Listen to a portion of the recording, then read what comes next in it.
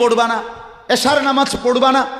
7 ঘন্টায় যেই বন্ধুরা একবারও তোমারে এক ওয়াক্ত নামাজের কথা বলে নাই, বিশ্বাস করো ছেলেরা, এটা বন্ধু না, এটা শয়তান ছাড়া আর কিচ্ছু না।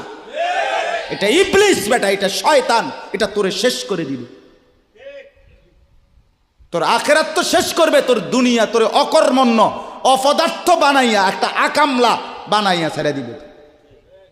শেষ পর্যন্ত এক বদনা আলগি দিতে আর হেত্র বল থাকে না। তার মা যদি বলে এক জগ ফানি দাও, পাইতাম না। তার বাপেরে যদি বলে যে তার বাপের লেগে বাজারে এ বাড়িকে বইরা কুদুর বাদগুন দিয়ে আইও, পাইতাম না। কি পারতি না কেন? ভাল লাগে না।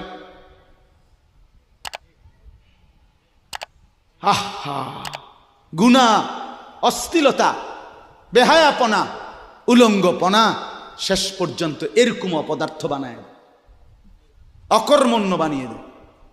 হযরত আব্দুল্লাহ ইবনে আব্বাস রাদিয়াল্লাহু তাআলা আনহু বলেন, প্রত্যেকটা গুনাহ মানুষকে দুর্বল করে দেয়।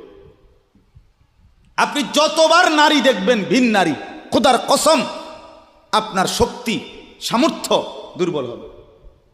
জিনা, ব্যভিচার, মদ, জুয়া, সুদ, ঘুষ, অশ্লীল